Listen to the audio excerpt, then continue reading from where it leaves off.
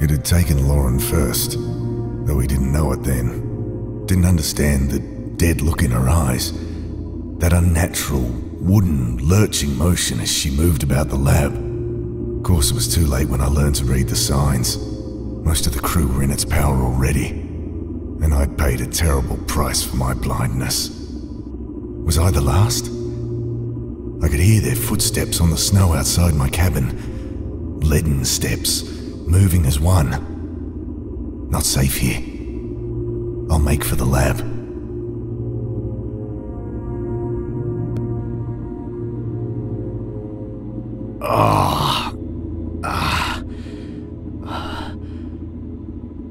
Pain, throbbing from the gaping hole in my stomach. That could have gone better. Dr. Turner, open up! My eyes, swimming. I almost black out again. Come on, Jim. There's nothing to worry about. Harris. Open this fucking door, James. Or whatever it is that's living in his body now. I clenched my teeth against another wave of agony. Keep it together. First things first. Gotta get this bleeding under control. No use opening it. Nothing human out there for 1,000 Ks. Jim! Come on, Jim. Open the door. I promise everything will be okay, mate. Alright? Harris was a good bloke. Shit. Open the fucking door. I can't stand listening to that thing out there.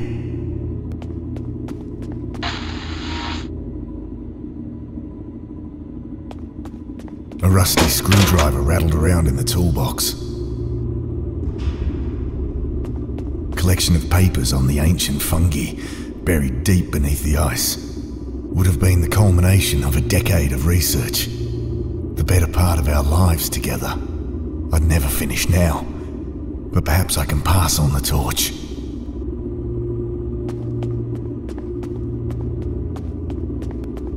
Found a small blowtorch. Found some mean-looking wire cutters. Okay, Wilkins, what you got for me? Kneeling down over the body, I noticed the telltale, inhuman signs on his face. He was also wearing one of those armbands I'd noticed on the others. Oh God, the stench coming off him. Almost losing consciousness, again, but desperate.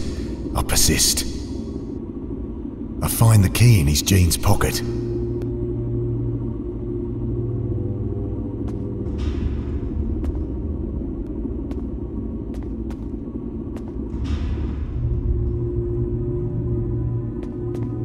Looking at the radio, my heart sinks. A stray bullet had smashed right through it. Shit.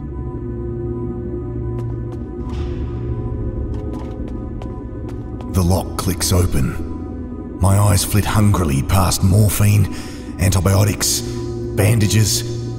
Someone had been storing lab samples in here again. Strictly forbidden, but the lab fridge had been on the fritz for weeks. The sample caught my eye. Thin, scarlet membrane stretched over a pulsating, bulbous growth. Ah! I wave away the cloud of crimson spores, eyes, nostrils, throat burning. I cough, and the action triggers a dagger of pain from my wound. Still, I manage not to black out, and at least the cabinet's open. Morphine would only slow my mind, so clenching my teeth to suppress screams of agony, I injected some penicillin around the wound before bandaging it up.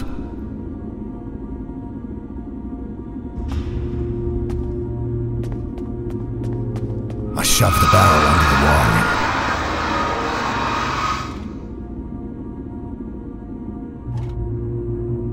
wiring. Some old wiring, hanging low. Reaching up to cut the wire, I feel something brush against my mind. Vast and terrible. That mere fleeting whisper of contact. A freight train roaring through my consciousness. I was drowning. From deep beneath my mind, I could feel that force animating my limbs like a monstrous puppeteer. Lungs burning, I struggled to the surface.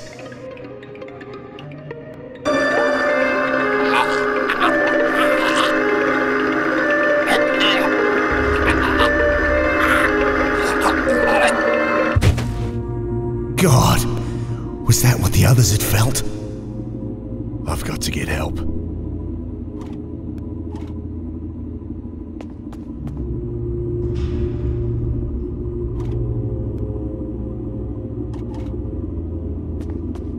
Despite the tremor in my fingers, I've managed to undo the screws.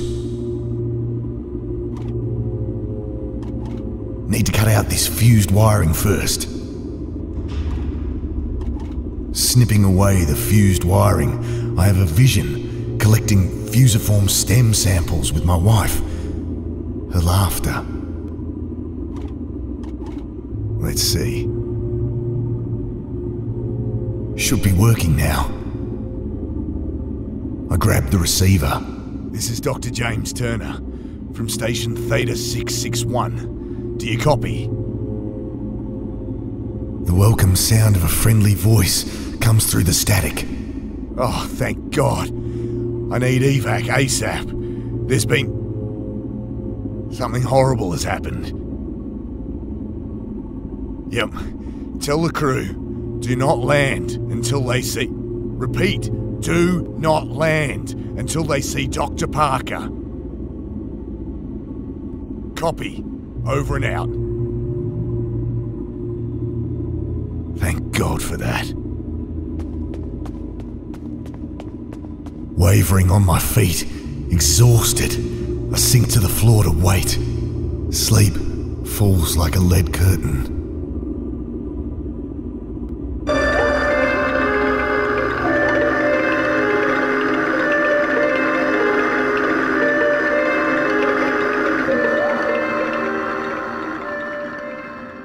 I snap awake.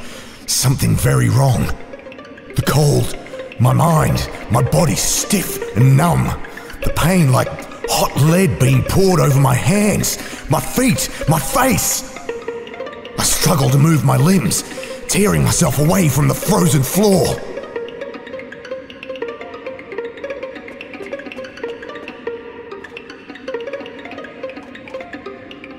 Tearing up a decade of work, I throw it in. The cold. The page is lit. I stand close until feeling returns to my face. I'll lose some fingers, but I'm alive. For now. Is that the evac chopper?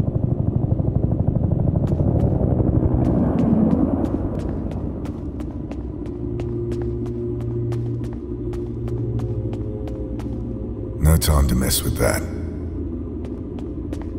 It's quiet out there. Time to go. I'm turning the wheel when I hear shouts and bodies slam into the other side. I throw myself at the door, but too late.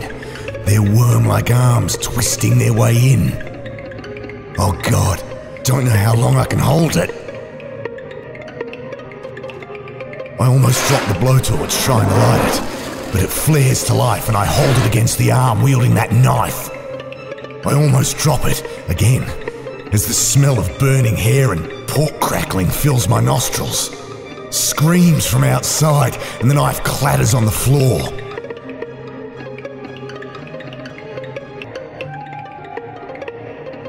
I make a lunge for the knife. Wielding the cruel hunk of steel, I shut my eyes and start hacking. The muffled screams from behind the door, the sticky warmth splashing on my arms. Finally, I feel the door slam close behind my back. It had worn the same armband, They all did once they turned. The thing lay there like a pale worm.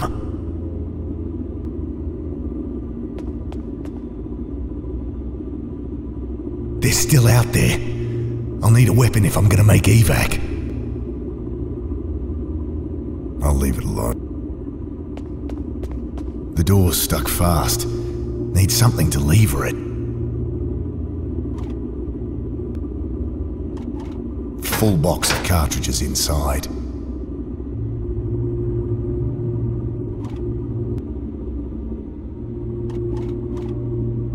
It's loaded, and I'm ready as I'll ever be.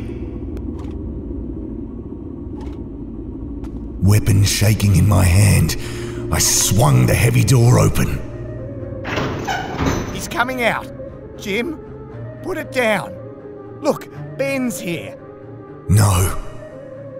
Dad, it's me. I'm coming in. No. Mum called before. I just got in. No, Ben. Get out of here. Run. Dad, put the gun down. They killed Kathy, Ben.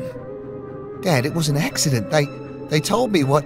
Look, it wasn't your fault. Dad, what are you doing?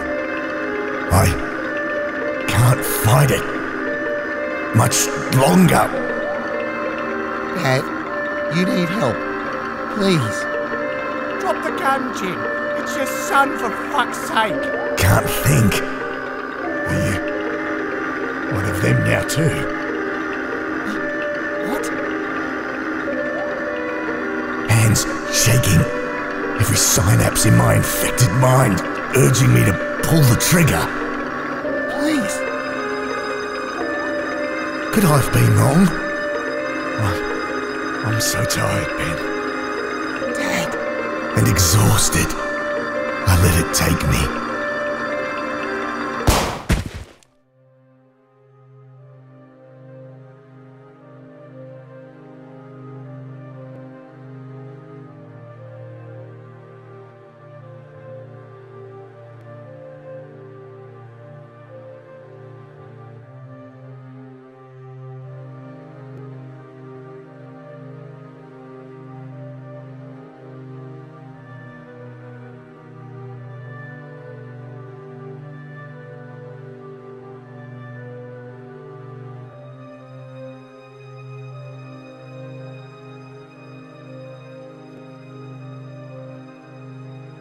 Take him for processing.